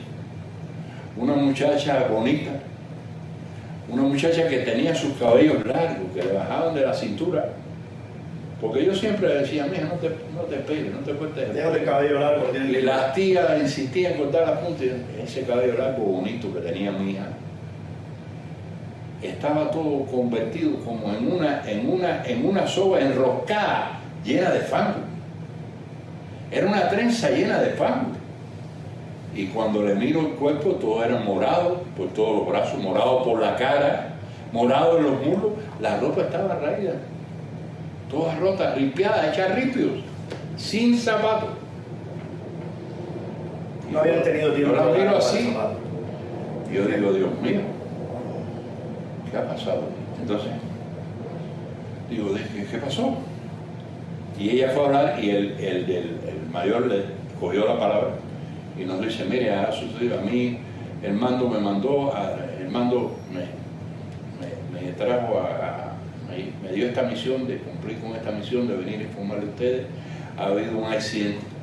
Esa es la y palabra. hay un número indeterminado de familiares de ustedes que están desaparecidos. Yo me viro así para mi hija, le digo, ¿y Juan Mario? Él se murió, papá. ¿Cómo? Y yo, él se murió, papá. ¿Y Ernesto? Ahí ya se perdió la cana, a mi mujer le dio un ataque, empezó a gritar ahí, grita. Le pusieron una inyección, el médico que venía con el carro, y le tomaron la presión, y los vecinos entonces enseguida del barrio, todo el mundo cayó en mi casa, y se convirtió en un hervidero. Aquel oficial se fue, nos dijo que se tenía que ir porque él tenía otra sobreviviente atrás que llevar a su casa. Y ahí ya empezó el calvario de mi vida. Y ahí han pasado ella y yo conversamos. Me la llevé para arriba porque la mamá estaba malita y una vecina enfrente ahí se quedó atendiendo. Yo llevé a mi hija para arriba y le dije, cuéntame qué pasó. Entonces ella me explica. Me dice una frase que vaya, papá, son unos criminales. Así me dijo. ¿Cómo? Papá, son malos. Pasó esto y le digo, espera, esto, por favor te pido, cuéntaselo al mundo entero. Yo tengo un amigo mío que tú lo conoces, que es periodista, yo lo voy a llamar por teléfono. Y así fue. Pero bueno, llamé a ese amigo que cubría en ese entonces la BBC de Londres en La Habana y vino a la casa inmediatamente con un camarógrafo mexicano. Sacamos a mi hija de la casa, porque así como te cuento que llegaron a la casa los vecinos, llegaron a mi casa las brigadas de acción rápida desplegadas por todos los lados, a no dejar pasar a nadie a mi casa. Y entonces se llevaron a mi hija y ahí es el video que tú puedes haber visto en internet, que ella está llorando. Ese video se hizo en casa de Santiago, el abuelo de Juan Mario por parte de papá. O sea, hay que entender algo, las personas que estén siguiendo esta narración, para uno tener la dimensión verdadera de lo que ha ocurrido aquí, no solamente usted ha sido víctima de algo atroz en el momento del asesinato, sino que posteriormente a ese asesinato usted no tenía paz, usted no tenía tranquilidad, usted no tenía consuelo, su hija no tenía consuelo de poder llorar a sus muertos en tranquilidad, que es lo que pide cualquier ser humano. Cualquier ser humano pide que se le respete el dolor y que haya la misericordia de me mataste al mío, déjame al menos en paz. No, me mataste al mío y me estás hostigando y me estás haciendo un infierno. Si ya esto no fuera un infierno de por sí, tú me lo estás convirtiendo en un doble infierno. Después que mi hija sacó el video ese, que salió aquí en Miami, se regó. Permítame repetir el video porque está haciendo referencia a ese video en particular y lo puse al principio, pero los que hayan visto la entrevista ahora quizás no tengan idea. Aquí vamos a regresar ahora, pero él está haciendo referencia en particular a este. La entrevista es más larga, pero bueno, este es un fragmento de lo que él está contando. Miles de hombres y mujeres han muerto víctimas de la represión del régimen. 41 personas, muchas de ellas menores de edad, fueron asesinadas en la madrugada del 13 de julio de 1994, cuando tratando de escapar de la isla en un viejo remolcador, fueron embestidos por embarcaciones castristas frente a las costas de La Habana. En ningún momento nos dijeron que nos pararan, que nos paráramos ni nada. Ellos lo que hicieron fue echarnos agua. Entonces llega el momento en que ya ven. O sea, para que entiendan el valor de esto, esto fue casi acabado de ocurrir, por lo menos cuando los dejaron regresar a sus casas, ¿ya? O sea, esto tendría quizás al día siguiente, probablemente fue esta entrevista. Que nosotros no podemos seguir, porque entonces sí iba a ser fatal, y paramos, porque ya el agua estaba entrando. Entonces paramos y se le dijimos, mira, nosotros viramos para atrás, Nosotros vamos a virar para atrás, ya estábamos parados, ellos nos vieron parados y todo. Y le decíamos que no nos hiciera daño, que llevábamos niños ahí. Le enseñábamos a los niños que se iban echando agua. Entonces después vinieron dos más, como a 7 millas allá. Y se pusieron uno por cada lado. Uno va al frente, otro atrás. Y entonces de atrás se subió arriba del barco. Y ahí fue donde le dio el golpe por el lado y lo viró. Y todos nos hundimos y el barco se hundió inmediatamente. Pero los que estábamos afuera tratamos de subir, estaba muy profundo también. Yo llevaba al niño mío, llevaba aguantado y yo no lo solté. Entonces yo subí, pero yo no sé nadar ni nada de eso. Entonces yo subí, pero volvía de nuevo para abajo. Entonces cuando subo, hay una mujer que estaba flotando al lado mío y me aguanté de ella y cargo al niño. Y entonces había mucho oleaje. Entonces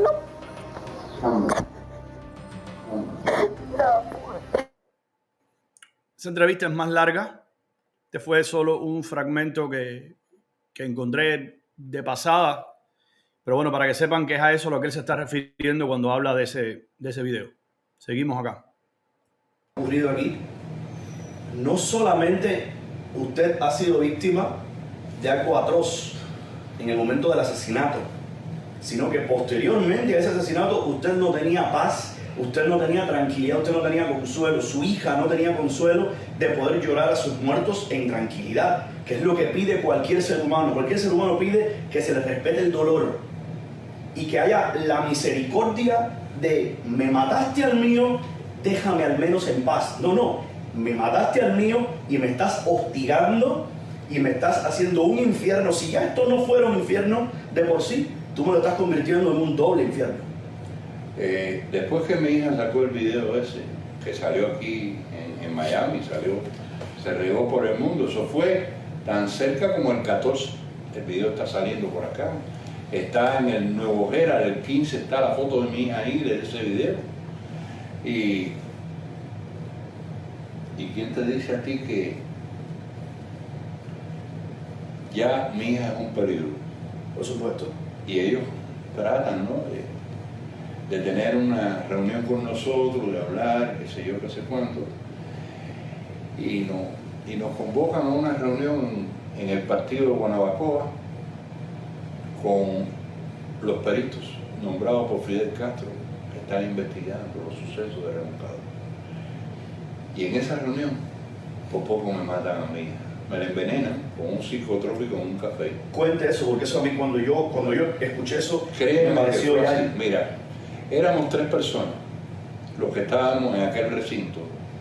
Estamos hablando de el lugar en un municipio del partido donde el secretario se reúne con los representantes. Ahí es un lugar que tenía 2 aire acondicionados, una mesa larga, y al lado así hay una cafetería, como un restaurancito, ahí ellos hacían su café y sus cosas. Y entonces entramos los 3, que en la casa nos dijeron de que estaban esperando, pero cuando llegamos ahí, el clima era de terror. ¿Tú sabes lo que es mafia? Todo eso había sido tomado por ellos. Todos estaban vestidos de guayabera con boquitoque atrás y con la pistola que se veía. Hostilidad absoluta. Absoluta. No vamos a tratar víctimas. No, hostilidad absoluta. Al enemigo. Sí, fíjate, bájate. Te bajan del carro y te conduce y dice que los compañeros no han llegado. Así me dijeron.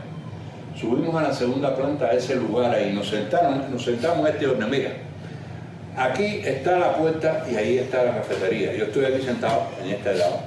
Aquí está mi hija al lado mío y al otro lado está la secretaria de la Federación de Mujeres Cubanas de Guanabacoa. Que había, porque ellos fueron a buscar a mi hija, pero yo dije que con mi hija sola no iba a ningún lado. Por supuesto. Iba conmigo. Y entonces me dice la de la Federación, no te preocupes que a tu hija no le va a pasar nada. Me decía, me lo dijo en la casa, tú verás. Bueno, entonces había de ese clima que tú ves, que tú no ves a nadie conocido ahí, todo el mundo es de la seguridad de Estado con guayabera, que es el uniforme. Y el individuo que está sirviendo el café es uno de ellos. Y el hombre viene con 2 tazas. De las tazas clásicas que son blancas de porcelana con unas rayitas verdes. Y me dice a mí, con una forma, vaya, tú sabes, gastronómica de... Ajá. Me dice, tome su café, y me da el mío. Y a mi hija le dice, y este es el suyo, y le da otro café a ella. La de la federación no le dieron café. Yo me quedo así, me quedo mirando para la pared, y algo me dice en la pared, no tomes el café ese. No lo tomes. Te aseguro que lo digo, nosotros los cubanos, para reafirmar un dicho, juramos siempre. Yo lo juro por la memoria de mi hijo, que tal como lo cuento así fue. Algo en la pared me dice, no te tomes el café. Y me viene entonces lo genial, lo que tú no esperas que venga, que es la idea genial. Cojo mi café y le digo a la Federación de Mujeres Cubanas, primero las damas y después los caballeros. El hombre que estaba parado aquí al lado mío se quedó lívido. No podía hacer nada. La de la Federación me dijo, ay no, tome usted, no, tome. A mi hija le aprieto el brazo tratando de darle una señal para que no tomara el café y se lo toma. Pero la de la Federación también se tomó el café completo. Le digo al hombre, si queda un buchito por ahí me da. Y el hombre viró y me trajo otra taza. Y yo la puse y no la bebo. Y me dice, parece que mi café no le gusta. Yo no, el problema es que yo fumo tomando café. Ah, correcto. Y saca de la guayabera de él una caja de H1 con una fosforera de gas y me enciende. Y yo cojo la taza, pego los labios y la dejo ahí. Y yo para mis adentro decía, Dios mío, haga posible de que me entrevisten a mí primero, porque mi hija no va a resistir esto. Ya yo, con el clima ese, yo sé que ella no lo va a resistir. Y al rato, digamos 10 minutos, o 15, algo así, viene uno de esos que estaba con guayabera y pistolas, y llega ahí a la puerta y dice, ya llegaron los compañeros. Ellos han decidido primero entrevistarlo a usted. Y me levanto como satisfecho, pero me quedo mirando a mi hija y la de la Federación vuelve a insistir.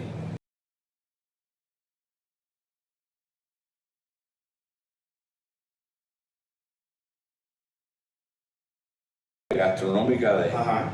Me dice, tome su café y me da el mío. Y yo cojo la taza, pego los labios y la dejo ahí. Unos ataques. Otro de los, el que nos llevó, que es también un capitán de la seguridad del Estado, se llama Froilán. Y abre la puerta y dice, a la muchacha le ha dado un ataque, pero acto seguido veo que el ataque también lo tiene la de la Federación.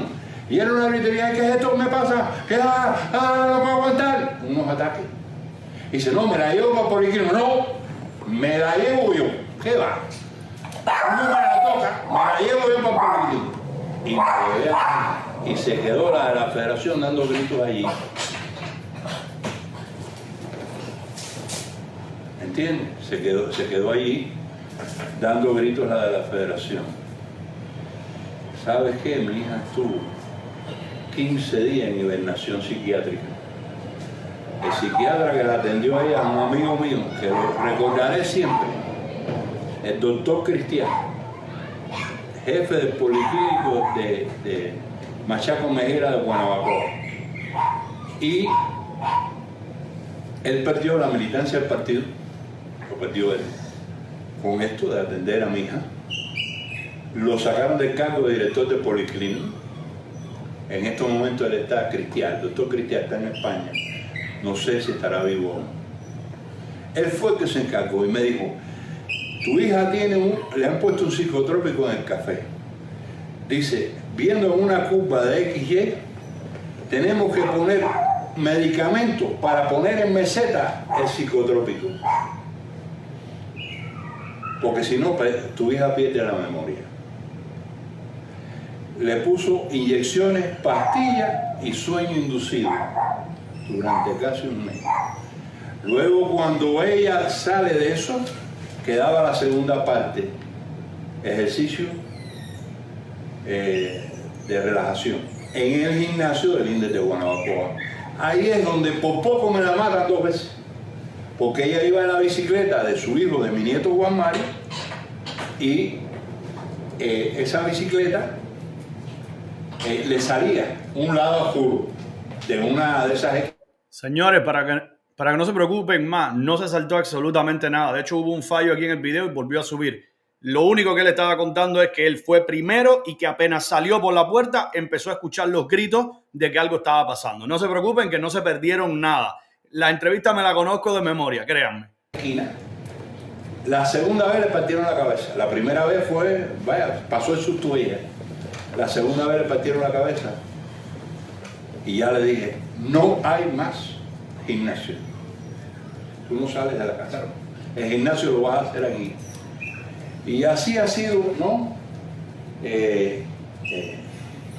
A manera breve, algunas de las tantas cosas que nos pasaron. Yo recuerdo, Jorge, que el día que yo vi el testimonio de su hija, contando el momento en el que aquel chorro le arranca de los brazos, su nieto suyo, Jorge, su hijo, a mí eso no se me ha olvidado nunca en mi vida. El testimonio de ver una madre contando ese momento, yo le confieso, esa es una de las cosas que yo no voy a olvidar nunca de haber visto una entrevista. Y hoy que soy padre, doblemente entiendo o doblemente me figuro lo que puede sentir un ser humano que encuentra eso. Mi nieto, cuando eso sucede, ya estaba desmadejadito. Ya había bajado y subido muchas veces, había tragado mucha agua del mar. Ya él no... Chicos, qué malo fueron. De verdad, chicos. Yo no me puedo acostumbrar a estas cosas y pensar de que al final de esa operación, de esa misión cumplida, celebraron en los talleres marítimos un brindis por la misión cumplida. Oye, qué triste es eso. Un brindis con alcohol. Era la bacanal, lo que digo, era una orgía de sangre. Jesucito, que fue el autor material del hundimiento, la única foto que hay de él se la tiré yo con una cámara, ahí que lo capturé saliendo de la casa con el hijo. Jesucito cogió tanto miedo que aquí la gente en el exilio pensaban de que la empresa lo había sacado para que fuera para Santiago de Cuba. Oiga, qué triste ha de ser. Después que ustedes lo reciben como héroe, con brindis y todo, por misión cumplida, que la propia seguridad del Estado lo mande a usted a matarlo. Porque eso, utilizando mamito, querían hacerlo conmigo. O sea, a mi casa llegó un señor que yo nunca conocí, con una lista en el bolsillo, y me dice, quiero hablar en privado con usted. Y fuimos en privado a un cuarto.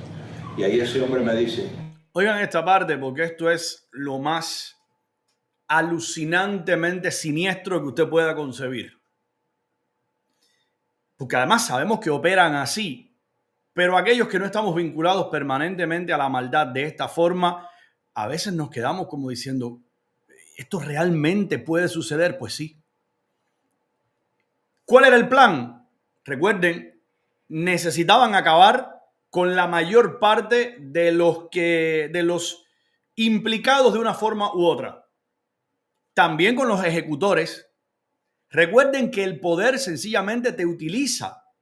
El poder te va a usar como una pieza sencillamente en sus intereses y después te va a desechar. De eso hablamos frecuentemente en este programa. Entonces, ¿qué hacía falta? Hombre, matar 2 pájaros de un tiro. Que uno de los que estaba siendo el principal investigador, porque Jorge, como les digo, se volvió un experto, creo que es obvio, ¿verdad? Con un nivel de precisión de perito. Bueno, ¿qué es lo genial? Que el padre de uno de los muertos, el abuelo de un niño muerto, el tío de varios sobrinos muertos, usted le entrega a esa persona un listado de quienes lo hicieron y usted mata 2 pájaros de un tiro. Porque lo que usted está buscando es que esa persona vaya y diga, voy a masacrar a toda esta gente. Lo vas a encarcelar a él de por vida y te quitaste de arriba a los ejecutores del plan macabro. Es una cosa increíble. Mira, tengo la lista con las direcciones, Claro. los domicilios y los nombres de los que mataron a su familia. Usted le iba a ser el sicario de ellos. Ajá. Usted iba a hacer el trabajo sucio, ellos lo iban a dejar a usted matar probablemente a cada uno y al final lo iban a descubrir. Claro. Y usted iba a pasar toda su vida en una mazmorra o usted iba a ser fusilado, crimen perfecto. Pero fíjate Alucinante lo que ellos, qué macabro lo que querían lograr. Genialmente macabro. Sí, y entonces ellos cogen, el hombre me dice, fíjate, tú sabes que esto es muy peligroso, me estoy jugando la vida con esto. Y yo digo, bueno, que he vivido con buena gente, claro. ¿verdad? En ese instante me dice, mira, y me señala, este es el patrón que hundió el 13 de marzo, este es Jesucito. Y todo eso era cierto. Mira dónde vive y todo eso. Claro. Sí, cierto. No es que me mandaron Lo información. comprobamos después, Claro. Lo comprobamos después, entonces me dice, mira, este es el chino abajo, que echó los chorros de agua. De ascendencia china, mira, se llama Manuel Wenyu Xiu Valdés, mira qué nombre. Ese fue el chino abajo que echó los chorros de agua. Ninguno tiene protección de la policía. Y oye, nada más que pude escribir esos dos, me quitó la lista y me dijo, me tengo que ir porque estoy muy nervioso. Vaya, me puede costar la muerte esto. Y se fue el individuo. Y yo me quedo como pensando en un cuchillo, Argos, no se me olvidan la marca, que tenía Ernesto, el esposo de mi hija, que era carnicero. Ahí, cuchillo así, igual, ahora mismo es la mía. Me echo el cuchillo arriba, voy para allá y lo sorprendo. Cojo el cuchillo y lo toco con la mano. Mira, yo que nunca tengo, si eso se le puede llamar cultura del delito, la cultura del delito, yo no sé, Claro. yo no puedo ni ver matar a un animalito, compadre. No puedo ver ni matar a un puerco, ni ver matar nada. Oiga, y ya como dice, ¿qué tú vas a hacer? Reacciona. Entonces cuando yo reflexiono que hay algo que están tramando detrás, y estoy convencido que lo que ellos buscaban es justificar de que los que llevan el barco eran antisociales. ¿Por qué? Porque mira lo que hacen los familiares, matar Correcto. a un trabajador, a un obrero, a un héroe del trabajo. Porque con eso convertían a Jesucito en un héroe. Por supuesto. Y cuando nosotros estuvimos conversando con Jesucito, luego de la foto, porque primero tuve que tirar la foto, porque si converso ya después no iba a poder tirarle más fotos. Él estaba como orinado y se había hecho caca. Él estaba tembloroso. ¿Entiendes? ¿Te conversas dónde? En casa de Santiago y Marta, es decir, en casa de los abuelos Juan Mario. Ahí fue él. Él dice el negocio de que lo hubiera hecho. Y yo le dije, mira, los mismos que te mandaron a cumplir esta misión te están mandando a matarte. Como yo supe que tú vivías aquí. ¿No te das cuenta de eso? Yo no voy a embarrarme mis manos de la sangre tuya, que tú estás bien embarrado. Pero tú no vas a vivir tranquilo. Tú vas a tener que pagar esto bien caro. Ahora no, porque esto se ha convertido en un caso político. Pero mañana vas a tener que pagar bien caro, te lo aseguro. Señora, estaba la mujer de él ahí. Señora, su esposo es un asesino de niños. Sí, le dije, señora, yo no sé cómo usted va a seguir con ese hombre que es un asesino de niños.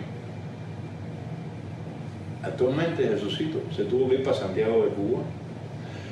La mujer se divorció de él. El hijo de Jesucito era de tener ya la edad tuya, Ernesto, más o menos. Pero no hemos sabido más nunca nada de él desde que yo salí de Cuba. Sí sé que una vez lo esperaron en una esquina y le dieron con un bate. Yo no fui el que... Otro que dicen que querían matarlo, darle un tiro. El hombre se emborrachó, no pudo hacerlo. Todo eso lo supe. Errores cometidos míos de dar la dirección de él. ¿Ves? Tenía que haberla mantenido oculta, ¿no? Para que no sucedieran esos intentos. Y él, la empresa no lo sacó de La Habana, él pidió irse de La Habana. Lo último que supe a través de Luciano Liria, uno de sus mejores amigos, que se convirtió en uno de sus peores enemigos, Luciano Liria me dijo que a Jesucito le habían mandado de cabotaje para Santiago de Cuba, estaba haciendo cabotaje a Nuevita, cargando equipos electrodomésticos de la shopping y esas cosas. Y lo cogieron robando. Yo no sé, Jorge, si usted sabe que en las convenciones internacionales los estándares a la hora de evaluar los crímenes, por ejemplo, los crímenes de guerra o los crímenes en tiempos de paz, pero que cometen no los individuos, sino los estados. Por ejemplo, la desaparición forzosa ocupa el número 1 en cuanto a gravedad. En el tribunal, por ejemplo, de La Haya, la desaparición forzosa es el número 1 porque se considera que cuando un estado desaparece a un individuo, usted nunca va a poder medir la magnitud del daño que se le infligió a ese individuo, porque nunca volviste a saber de él. Por eso, aquellos gobiernos que han desaparecido, el caso, por ejemplo, de los estudiantes de Ayotzinapa en México, esa desaparición de personas que nunca vuelven a saber de ellos es medido en los estándares de crímenes internacionales como lo peor de lo peor. Una vez que va descendiendo de ahí, se empiezan a ver entonces otras características. Yo lo vi decir a usted en una ocasión, en una de las entrevistas que le hicieron, que lo peor que puede pasar a un ser humano es comenzar a contar los días teniendo esperanza adentro todavía, diciendo: yo estoy ahora mismo en un proceso de duelo, estoy sufriendo amargamente, yo necesito desesperadamente algo que me dé consuelo, y ahí viene la irracionalidad que te dice, claro. Se pudieron haber aferrado a algo y están en un islote flotando. La irracionalidad que intenta aliviarle ese dolor. Yo lo vi contar a usted que eso comenzó a transcurrir hasta que hubo un incidente, si mal no recuerdo, en el Oficoa, cuando usted tuvo que llevar la libreta, la libreta de abastecimiento de su familia, y donde una persona incluso que había perdido a alguien en ese incidente tuvo la monstruosa alma de amargarle a usted el luto.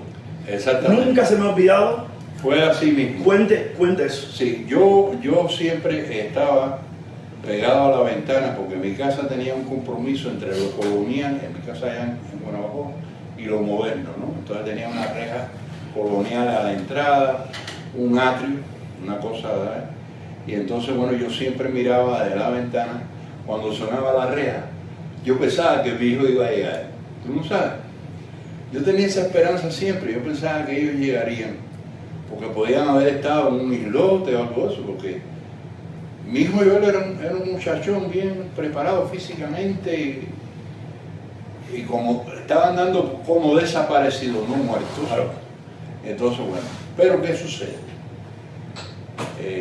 De la Oficoda me llama la directora de la Oficoda, que por demás era la esposa de Amado González Raíz Espiguita, que está ahí en uno de los muertos. Y me llama y me dice que tienen que darle de baja de la libreta a mi familia. Porque, dígole, mira, yo te voy a decir algo, y está mal que tú me llames a esto, porque no me llamaste nunca, porque estamos unidos por un mismo dolor.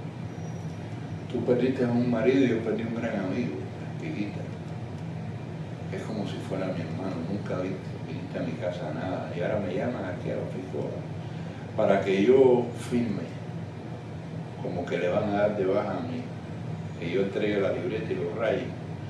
¿Tú sabes lo que tú has hecho con esto? Es matarme la esperanza de que ellos, ya yo sé que ellos no van a volver nunca. Yo no sé quién te dio la orden de hacerlo, pero con el que te dio la orden de hacerlo, sabe de que ya ellos no están vivos. Mataste mi esperanza. Yo no me iba a alimentar con los productos que ellos recibían por la libreta. De verdad que no. Lo que sí tenía la esperanza que así, en la libreta aún, algún día apareciera por la puerta de mi casa. De verdad que yo no voy a olvidar nunca este gesto, sí le dije, más nunca lo vi. Me dieron de baja.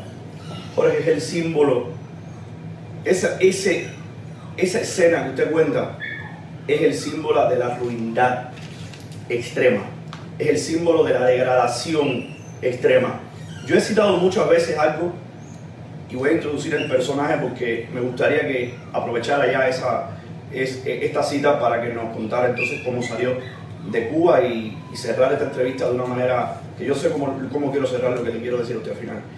Pero yo cito muchas veces a Juan Pablo II, al difunto Papa Juan Pablo II, cuando él hablaba del daño antropológico que causa el totalitarismo. Y cómo cuando usted entiende que ese daño antropológico en lo que consiste es la deformación del ser humano, porque el ser humano nace bueno, el ser humano nace niño, que es capaz de sonreír y es capaz de bondad y es capaz de experimentar los mejores sentimientos de la raza.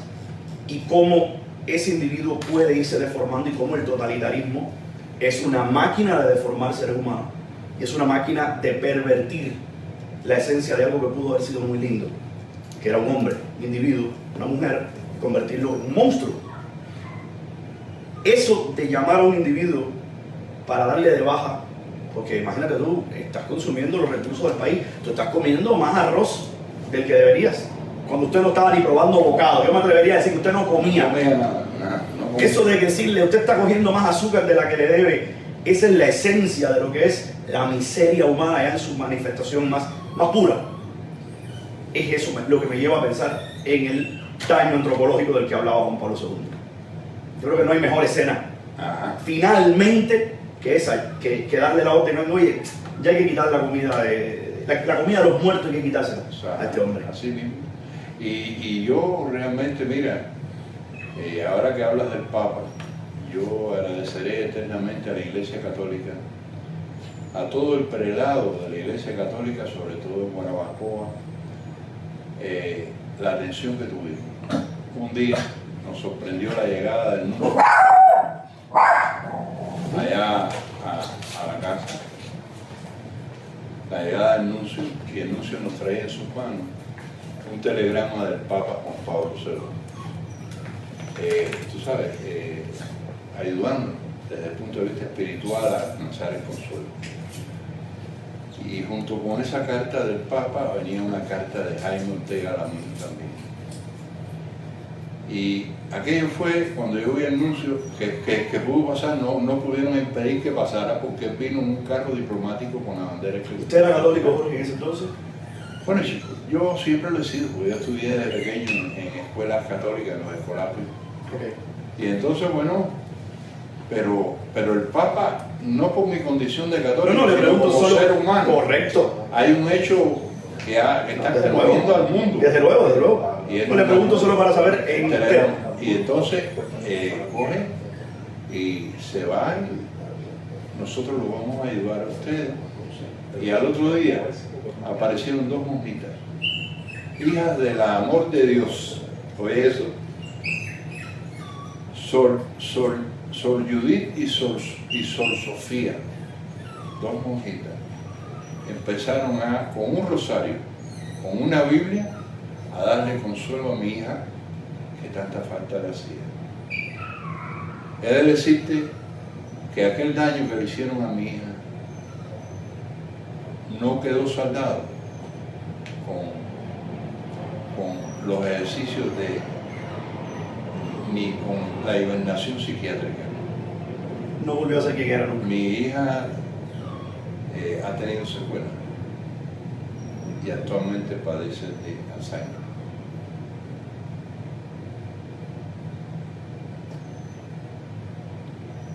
O sea, fíjate qué malos fueron. Y bueno, como ser humano, yo digo que habrá sido de la secretaria de la Federación de Mujeres Cubanas, que habrá sido de ella. Yo les aseguro que ahí estábamos llorando todos. Los dos que estábamos en cámara y los dos que estaban detrás de cámara. Ahí estábamos llorando todos. Ahí ya la capacidad de tolerar un relato con esa magnitud de monstruosidad, con ese nivel de crueldad, de bajeza, de putrefacción. Porque desde entonces yo tengo en mi cabeza esa imagen de, bueno, hay que darle de baja de la libreta. O sea, yo creo que eso lo resume todo. Se lo dije a él, lo he vuelto a ver y sigo pensando lo mismo. Yo creo que eso lo resume todo, ¿verdad? La bajeza, la pequeñez, lo nauseabundo de un sistema que cosifica a las personas de esa forma y que trivializa lo más importante, ¿no? O sea, tú necesitas ir a darle de baja para que los familiares, para que el padre no coja la comida. Tú puedes imaginarte qué nivel de precariedad espiritual, qué nivel de precariedad moral. O sea, qué basura de seres humanos usted requiere, usted necesita ser para concebir algo como eso. Y ya les digo, cuando él comenzó a hablarme de eso ahí, ya era como la magnitud de la monstruosidad una sobre otra. Esto les estoy diciendo, esto fue 2019. La muchacha, una persona joven, murió este año. 4 o 5 meses antes que él. Para que tengan idea de lo que le hicieron a esa familia. Porque el psicotrópico, según supe, por los médicos, se va asentando en el organismo y si tú no cortas el efecto y llega a pico, te quiebra la memoria. A pesar de que mi hija se trató de poner en meseta, siempre quedó ahí, en el subsuelo del organismo de ella, quedó psicotrópico, que le han dañado a ella la memoria. ¿Qué edad tiene en la actualidad? Mi hija ya tiene 50 años, más o menos. Una persona joven no es para que estuviera padeciendo. Y eso ya es te feliz. digo, y mi hija tiene otra secuela. Mi hija no puede tener una foto de mi nieto en la casa. Ella no puede verlo. Ella, no sé si ahora ella podrá estar mañana en el acto. Ojalá que pueda. Pero yo sé que para ella va a ser durísimo. Para ella es. Mi hija no se ha visto más públicamente por eso. Ella está malita. Cuando yo escucho esto y cuando estoy haciendo este esfuerzo también extraordinario por escucharlo, tu interés periodística cuando uno lo dice hecha cebra, así de simple. Uno se pregunta entonces, ¿por qué la maldad de aquellos que se han dedicado a no investigar esto? ¿Por qué el mundo civilizado, que tiene instituciones, que tiene mecanismos, que es capaz de solidarizarse con los crímenes de otros pueblos, sigue mirando a Cuba con un silencio cómplice? Siguen tratándolo como un gobierno con ciertas particularidades, pero no como lo que es un gobierno que tiene crímenes de lesa humanidad entre sus manos. Y cuando uno entiende todo esto, y cuando te documentas, resulta imposible, si tú eres un buen ser humano, ni olvidar, ni perdonar, ni dejar nunca que alguien delante de ti trate con un mínimo de mansedumbre a estas personas, porque es como permitir que un monstruo sea tratado con la categoría de ser humano cuando no lo eres. Te voy a dejar una anécdota porque tengo que irme a cumplir otros compromisos y le voy a agradecer que me permitan que pueda yo cumplir. Demasiado nos ha una anécdota al final que no la he dicho en ninguna parte. Hace poco mi hija cogió un viaje en el crucero con su esposo para ir a Cuba. ¿Cuál era el propósito de ella? Cuando el crucero que va a Cuba, ella convino con el capitán y con parte de la tripulación allí que le dijeran cuando el barco estuviera a 7 millas de las costas cubanas.